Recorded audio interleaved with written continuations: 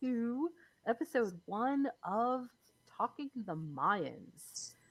Oof, this was a long awaited second season premiere. I think I've got a lot to say about this episode. I think I've got a lot to say about what might be coming up this season. Let's see what happens. With me, as ever, is Kinte. Kinte, how are you today? I'm doing great. Looking forward to this season and seeing, you know, what happens. What did you think about this? What would you think about the first episode? What was your overall impression of this? It was very Sons of Anarchy Mayans season premiere. You know, it had that. It had to feel like a lot of the Sons of Anarchy premieres. You know, kind of just getting everything established, where the characters are, that kind of thing. So it felt familiar.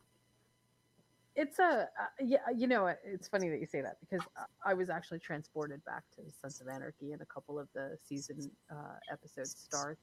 In that, so much of the story feels so obfuscated behind little tiny clues, little tiny story reveals, little things. I'm not sure exactly how much time they say has gone by between the end of season 1 and the beginning of season 2. Do you know that? No, I didn't see it at all.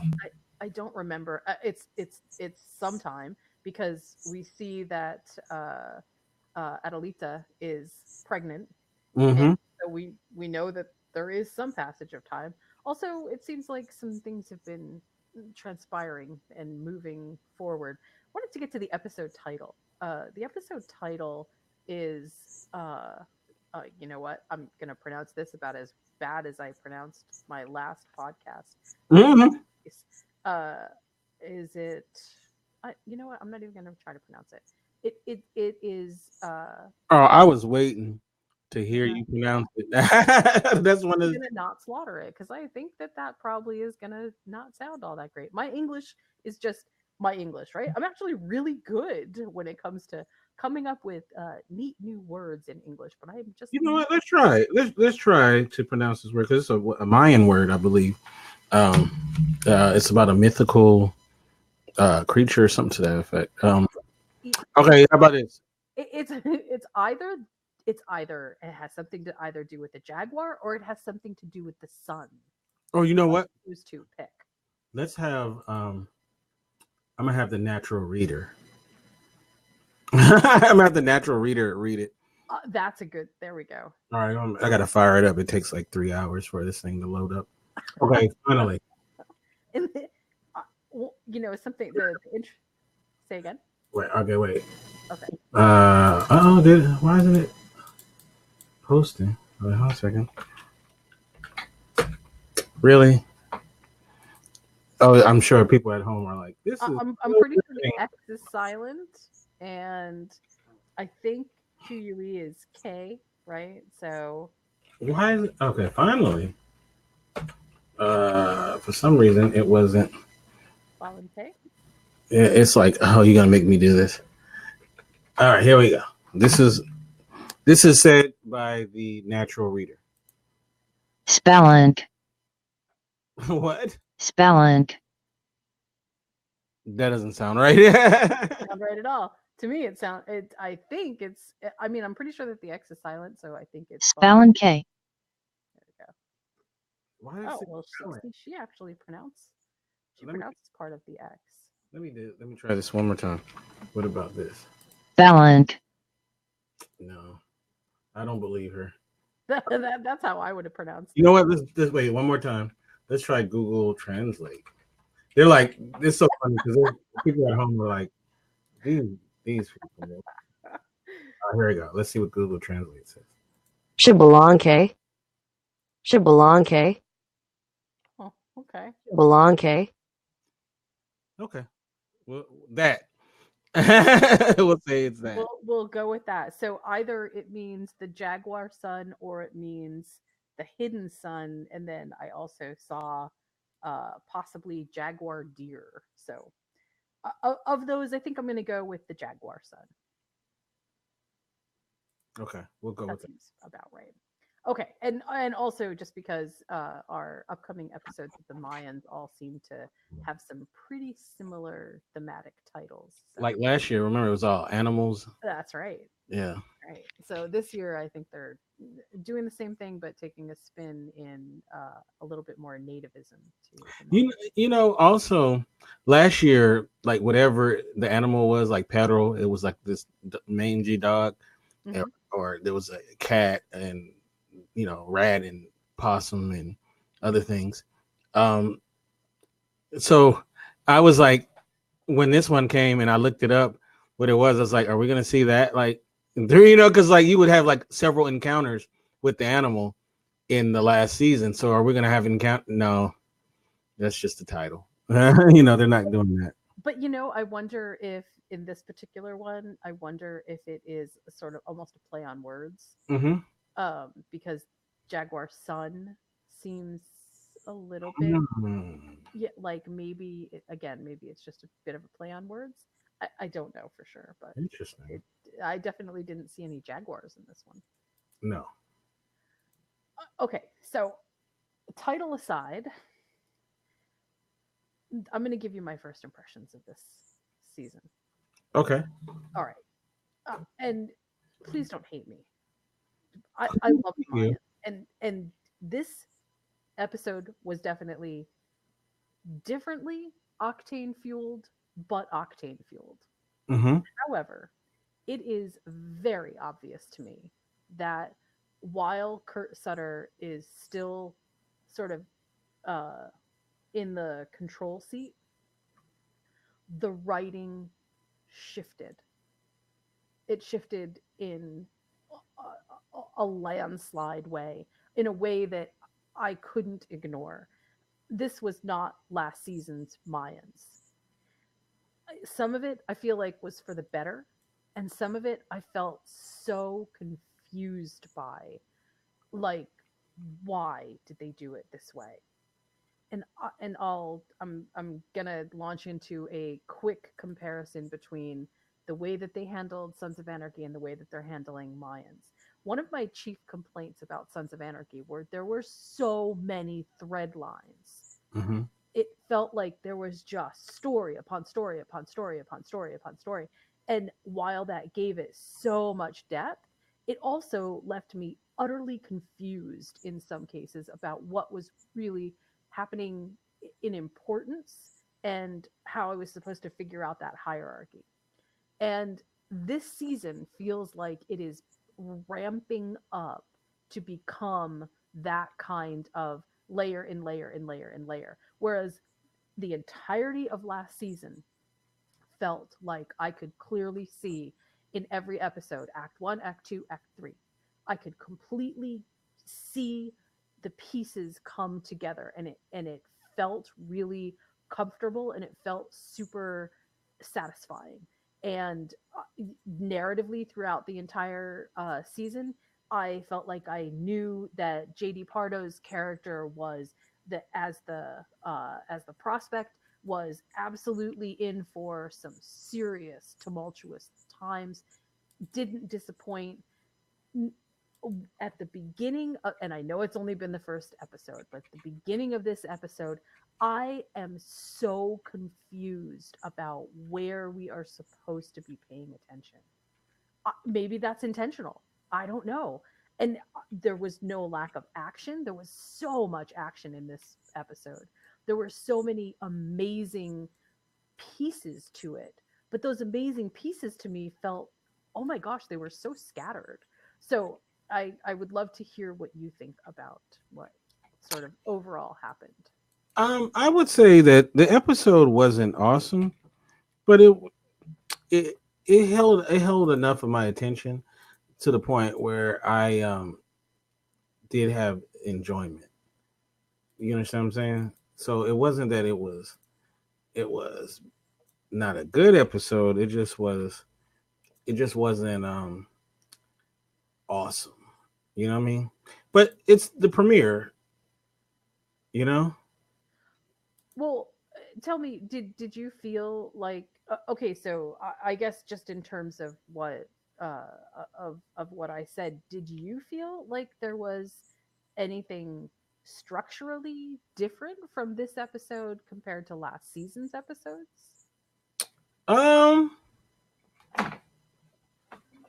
not really. I mean, I felt like it was. I mean, this doesn't feel too much like that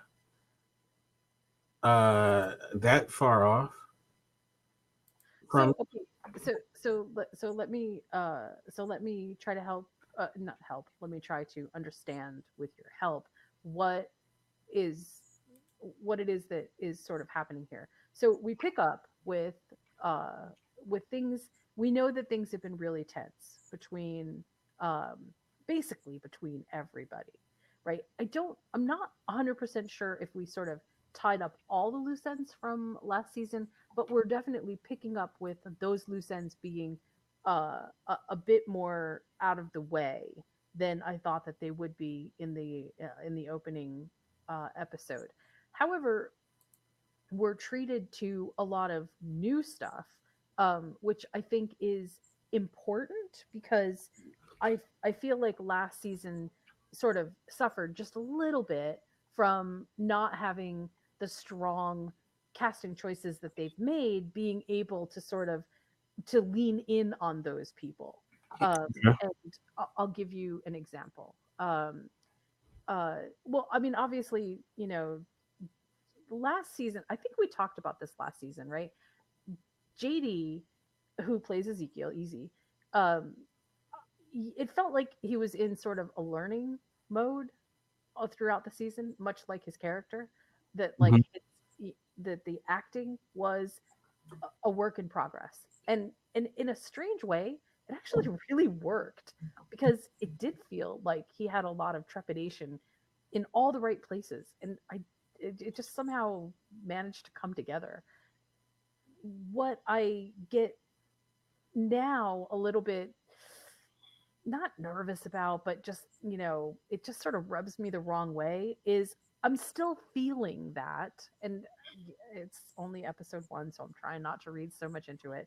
But it does feel like there's still it just doesn't feel like Ezekiel, the character, is as strong as I would want the character to be. And maybe I'm making unfair comparisons between Ezekiel and Jax. I don't know.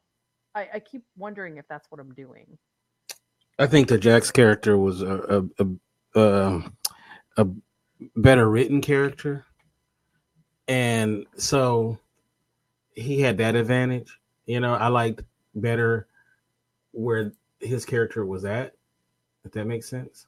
Yeah, it does actually. So I think that's one thing that there's an advantage there. I mean, I think JD is fine enough. You know. Yeah. Oh, I'm not disparaging him at all. I'm Mhm. saying that I recognize that jumping into this part had to have been a bit daunting, Right. especially when you think about the shoes that he's trying to fill. Sort, I mean, quote unquote. It does seem like that would be very daunting, and it does feel like. But well, I guess I should say it this way. It feels like they've got some really strong people in their cast that they could lean in on a little bit more. And again, maybe they will. Um, but Ezekiel's character doesn't feel like it is written in a way that would let JD really expand in that role so that he could gain more sort of strength. And who knows? Maybe this is what will happen over the course of the season. But it felt to me like we are taking a turn toward this isn't about Ezekiel and Angel and the personal stuff in the Mayans. It's about the Mayans. It, Right. it's about the MC, and and that does seem like a sea change from what we were experiencing last season. No, I agree with you. It is definitely a different in that regard. And the first season was all about who are these guys, and now they're taking it, in the directions that they are. It does. I will say this though. It for everything that that Sons of Anarchy was all together as a collective body, it I always felt like I knew more about the MC than I did almost any individual character except Jax, perhaps. Um, and the way that they set this series up to have the first season be so interconnected to the characters, I now feel very invested in the characters. So much so that I was actually kind of sad that I didn't get more Angel out of this episode, that I didn't get more of that interplay between Ezekiel, Angel, and Felipe. That somehow that was sort of missing. And I'm not saying that it needs to, who knows what will happen, maybe they'll come right back to it, but it just, in this particular, in the beginning episode, it just sort of felt different.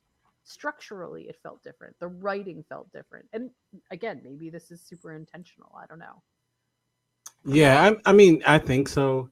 I just feel like, once again, this is, you can. This is one of those things where this is not. It's this different but the same. If that Yeah. makes sense.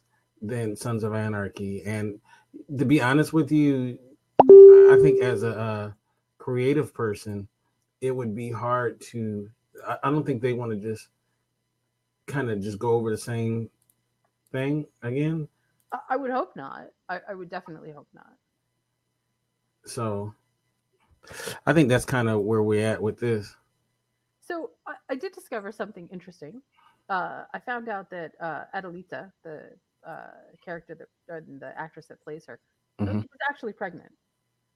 Oh, in real life. Yeah, and they Oh, wrote it into that's the why. script in a way that sort of made sense. Oh, okay. Yeah, I kind of liked that. I thought that that was actually kind of interesting. How dare Um, how dare she get pregnant? yeah, right. She's supposed to- There was okay, so there was a line in Mayans where Emily says to her husband uh something about um gosh, okay, wait, I gotta remember exactly how this was. uh something that basically questioned the paternity of Adelita's baby. Oh yeah, it's like, have they told you? Has she told you who the father is? Right. And the look on his face was like, I don't even care. Like, like I didn't even think about that that's an issue. Yeah, but do you get the impression that like maybe she suspects that he's the baby daddy? Mm. Because I, I did. I got that vibe right away. I got that woman looking at a guy like, anything you want to tell me? man, you know what? I got to give it to you. I did not think that at all. I just took it as, what I took it as was like, um, maybe that's some knowledge you need to know about because this may, this may affect what's going on or whatever.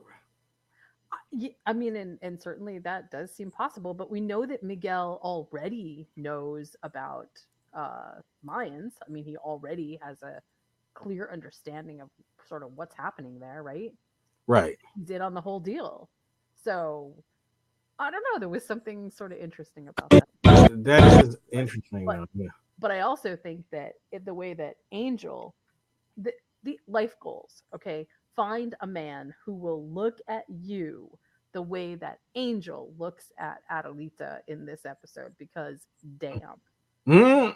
there was something so sweet about the way that he looks at her. It just absolutely blew my mind. Loved it. Aw.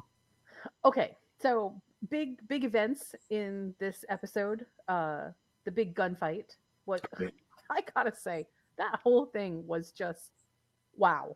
I mean, I I couldn't have come up with a better convoluted way, uh, in the best way, right? Of of killing all of those mercenaries than the way that they did it.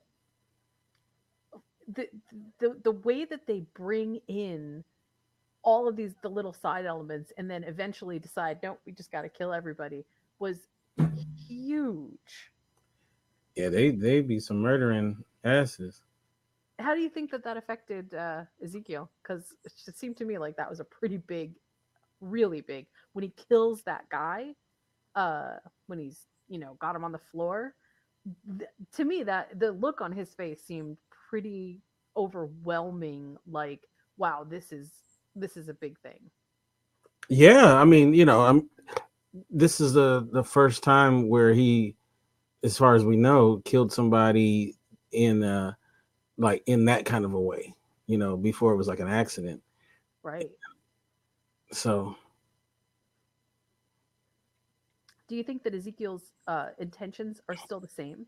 That that like has he become sort of full prospect for the Mayans, or do you think that he's still sort of got one foot out or trying to get one foot out?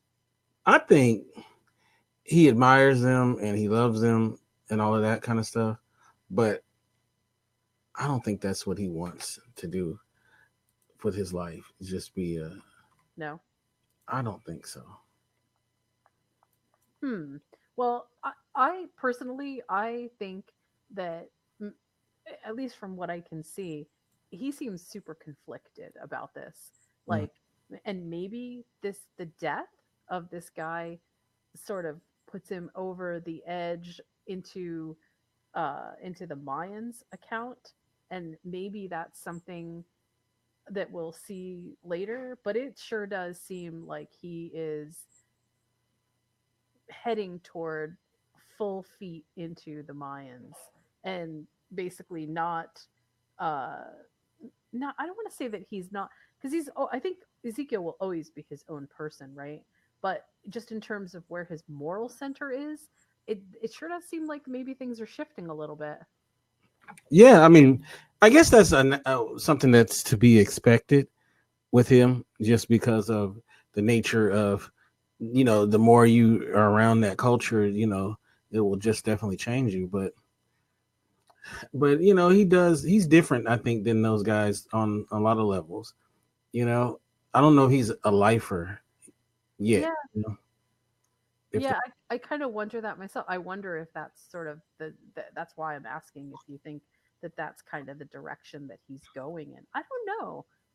It's a little bit tough for me to tell. But there's another part of me that thinks that a lot of his discovery this season is going to be centered around the mystery about who killed his mom, right, right, because they definitely seem to, and maybe that's the method by which he and his brother reconcile.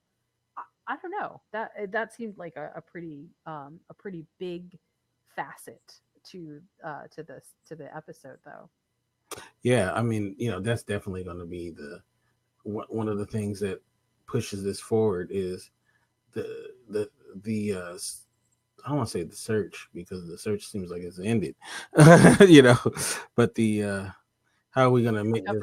The discovery of who could have killed his mom. And it seems, and Happy has discovered something too, so that's interesting that they went there. So you know, One of the I think one of the more interesting things that happened in this episode is there there's something about the way that the Mayans are operating um, their business that, like, I like the way that they lean on Ezekiel to be the smart guy, right? right, Because remember how he was the one that figured out which of the drugs were um, was the wrong one, was the one that was basically in, that wasn't the one that they had put in, and he did it by looking at the serial numbers, the code numbers on the labels and stuff. right. That was kind of interesting to me, not because of that piece. I mean, what, it could have been anything, but what was interesting to me was that they definitely see him as being the smart one. Yeah, and that gives him a lot of value too.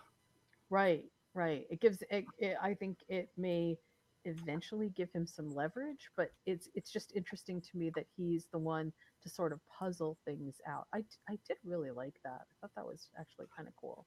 I thought so too. I mean, and I like that. That's who his character seems to be. You know. Personally, I think that they will need something like that if they're going to go head to head with Potter, right? Because Right. I mean, Potter, see, as quirky and weird as Potter is at all times, he's also just super, super smart. And it doesn't seem to me like the Mayans have anybody on that par. So this was kind of an interesting.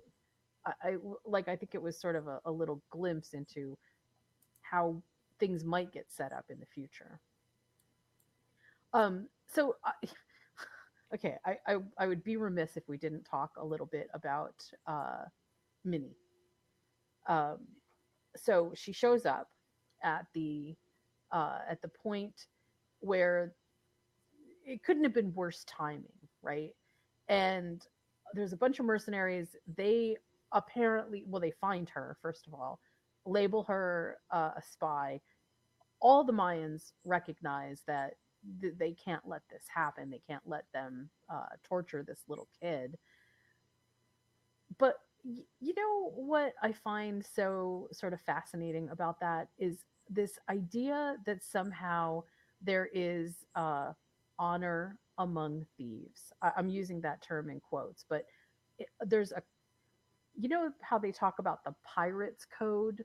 You know, there's a code to good behavior, and it's always under all of the, murdering, crazy, violent, everything else, but there's still a code underneath it, and there's some things that are just a bridge too far. And it was interesting to me that this is what we see in terms of where the Mayans are at, right? Because we saw in season 1 of the Mayans, uh Felipe, I'm sorry, not Felipe, Miguel Hmm. was totally willing to torture and kill a kid. And here we have the Mayans being basically showing us that no, they're better than that. I Yeah, thought that was actually kind of interesting. it is very interesting how they change. But wasn't that a little boy though? It was a little boy in season 1. In season 1 it was a boy, but in this episode it was the girl. It was Right. So that's what I mean. So maybe that's what it was. It was it because it was a girl. You know. oh oh hmm, I don't know. Honestly, I don't know. I mean, obviously there were two parts to this, right? One is they know Minnie is super close to Adelita, and so there's no way that they could possibly let her. They couldn't let her die. I mean, that to me, like that was just vested self interest. But the other part of it did feel like no, none of them felt like this was comfortable to let them torture a kid. Yeah. And also it sort of shows you god, it really does show you that I kind of I love how they do this, right? We know that the Mayans are lawless. Well, lawless isn't the right word. We know that the Mayans are doing some very lawless things, and by all accounts they should be, we should not like them. We shouldn't like what they do because they're doing these bad things, right? But this is one way of showing us that no, see, these really are the good guys. The good guys don't let little kids get tortured. The good guys don't let the innocent pay for things that they don't deserve to have happen to them. Right. And I like that because it keeps further reinforcing to us that the Mayans are quote unquote the good guys. And I don't mean that they are the good guys like, obviously they're doing bad stuff. But I kind of I liked that little bridge. That was kind of neat. Do you? Does that? I'm gonna ask you a silly question. Does that? How do you feel about? Does that change like how you feel about the characters? Like uh the fact that they didn't, they wouldn't allow the little girl to get. In some ways it makes them feel a little bit more human. Um but in another way, I keep reminding myself that what they're there to do is nefarious, to say the least. So Mhm.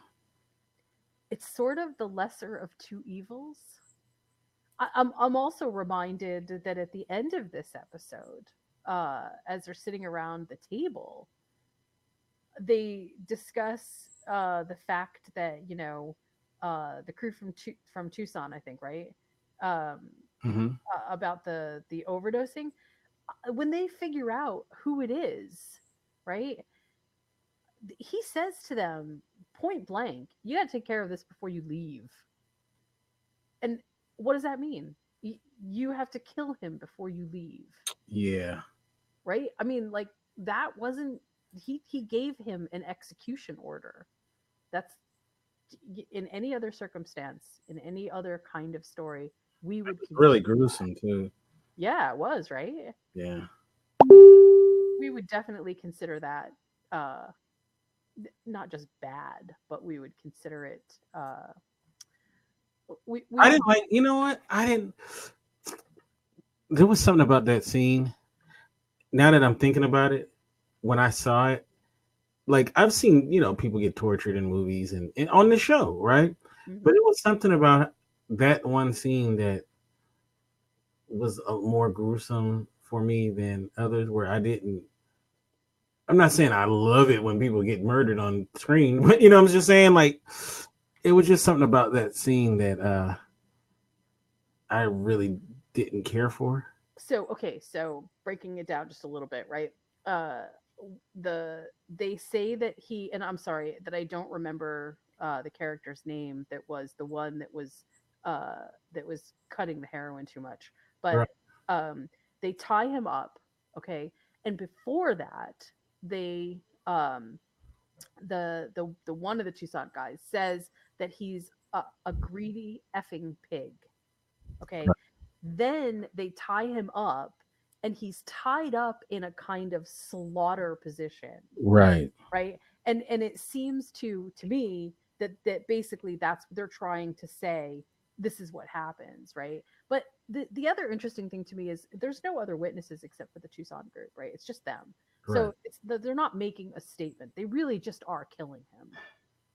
It's not like they're sending a message. It's nothing like that. This is just, again, I go back to, this is just honor among thieves, right? They have their own code, and if you break it, and the reason that that feels important is because it seems like this is something that we need to understand.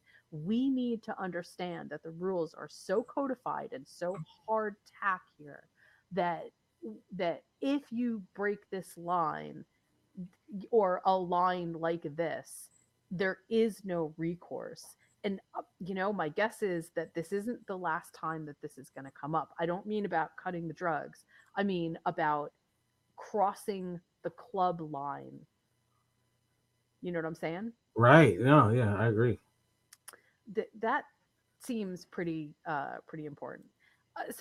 The other thing that I want to just quickly mention is Dita. Hmm. So clearly, she's either mentally losing it, or getting older, and something's going on. Something is not very clear here. But at the end of the episode, when she takes off her wig and reveals the burns, Right. Ugh, yeah. w- what do you think happened there? I think it was from her husband. Yeah. Yeah, I think he was probably brutal. Whew. I don't know, but every time something happens with Dita that we think, oh, she's irrelevant, it comes back to being something so vitally important. So I feel like that's a stick a pin in this moment, because that seems pretty important too. Yeah, it was. Yeah, I mean, they definitely didn't show it for nothing. So, and yeah, it was. Yeah, that was a little. I must be a softie because that was kind of gruesome to look at too. Yeah, you really feel bad for her. Yeah, it also, I mean, And it obviously explains kind of how she is too. it does. Yeah, it really does. Although it's hard for me to understand sort of like exactly what happened here or why that happened. Hmm. It's not hard for me to understand that the empathy that we need to have for her is a little bit more than perhaps what we have had for her, because she has been so confrontational. And yeah, maybe there's some good reason for that. Maybe there's some really good reason for Yeah, and she definitely doesn't love her son's wife. So that. No, I think it's pretty safe to say that Emily is not on Dita's most loved list. hmm I wouldn't want to I be. don't blame her. I don't like her either. So like I'm just right there with her. She, Emily really took some pretty major. She took some charge this episode. I mean, in terms of just the business, she definitely. We can definitely I see. don't like their relationship, to be honest with you. I, He's to be soft honest behind with her. you, Like he's way too soft behind her. I just I don't like it.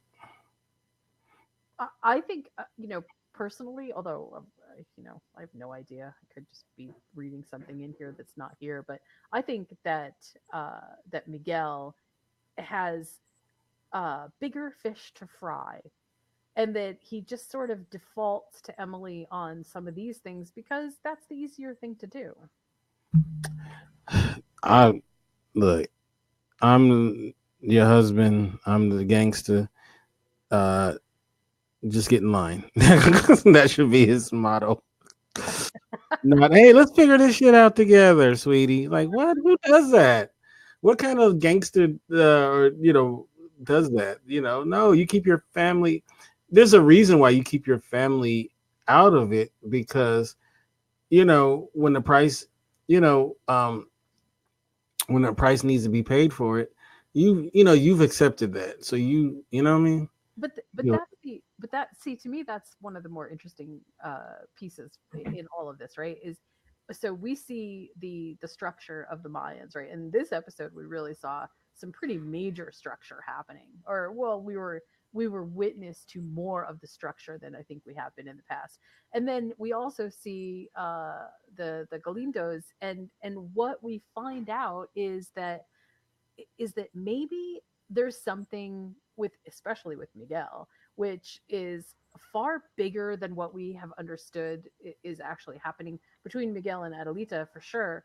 But also maybe there is something happening here that is structurally important for us to realize by the way that Miguel and Emily and Dita all sort of live under the same roof. Like in the same way that we understand more about how the Mayans work, we also understand how they work too. And it might not be in their best interest the way that things are happening. I don't know. There's something about that, about Miguel's family structure, which seems like, yeah, this is a tragedy in the making. yes, big time tragedy. Yeah, yeah, I can definitely see that. So, okay, one more thing that I definitely want to touch on is uh, Potter's visit to Felipe. Right. What do you think was happening there? I think he was just putting them on notice, letting them Yeah. know that, I know about you and everything you've done, and don't think that we're not on to you and what you're up to or what you've been up to and all that. And to let them know that this is going to be different. This situation is going to be different, you know? I'm a little I'm kind of conflicted here because obviously EZ knows that hey, Lincoln's not just randomly randomly handing out get out of jail free cards and good stuff. I mean, he's got to know that there's purpose and stuff behind this. But why he shows up to talk to Felipe, yeah, that feels more about Ezekiel than it does about Felipe. Mm. At least it did to me. It felt more like, okay, yeah, this is definitely about holding something over Ezekiel, because I don't think we can forget that Ezekiel's got a sort of, I was talking about how both feet in the Mayans, but remember right now he still has a foot on the outside and a foot on the inside. So that hasn't changed. That's Right, right, still there. right. No, I And know. I feel you on that. and at least as far as I can tell, Angel hasn't said anything to any of the Mayans about why. I mean, based on the fact that JD's still alive, that he was sort of playing both sides back in season 1, right? Right. Yeah, that seems kind of interesting. I don't know. I don't know. Yeah, well, it's one of those things we got to see how it plays out. But I Yeah. believe that he's putting him on notice. We'll have to. I guess we'll have to see what happens there. But all in all, I was not disappointed with this season. With the season opening, I just definitely sense that there is uh, a sea change, a shift in the storytelling. Not that it's bad, just that I think that this season is going to be differently run. Again, this episode, it just didn't have a clear beginning, middle, and end. I mean, yes, it ended, and yes, that was the end of what happened, but it didn't feel like we had any sort of narrative beginning, middle, and end to what was happening. And again, I have a feeling that that's by intent and design, and that may be the continuous running theme throughout this season. So we'll see what happens. Oh, let's see. I agree. Yeah. Anything else that you would like to add about this? No, it's just this is not a whole lot of meat on the bone. Just the whole thing with Happy and a couple of other things, and I think we'll have more to say on after the next episode. I will say one thing about this about the overall state of how things are with the cast of the Mayans. They are so active on Twitter. I know I mentioned this last season. I'm going to mention it again because it really is worth it. If you're a Mayans fan and you want to sort of get the rundown on what's happening, follow everybody that is a cast member because they reveal little things here and there. They have their own insights into their characters. It's really fascinating, and it's interesting to sort of deconstruct how the actors are viewing their own characters and what they're willing to say about them, and then the overall story arc too. So it's definitely worth spending a little bit of time to kind of get to know who these people are. They've got a lot to say. So I am. We're gonna end this episode with. I really hope that in the next episode that we see a little bit more about. Oh, you know, I'm so sorry. I just discovered the what the title of the episode means. The title of the episode refers to and they pronounce it Yaxbalam, who, along with his brother, I'm going to slaughter this too, Hunahupu, was responsible for defeating the lords of the underworld through trickery and athletic prowess in order to restore to life his father, the maze god. So there could be some, that seems like, yep, maybe there's some interesting parallels here between what's happening with Felipe and Potter and Ezekiel and Angel. Quite interesting. Okay. Hmm. Uh, Interesting. so, Yeah. continue. Say? Oh, that was interesting. Okay.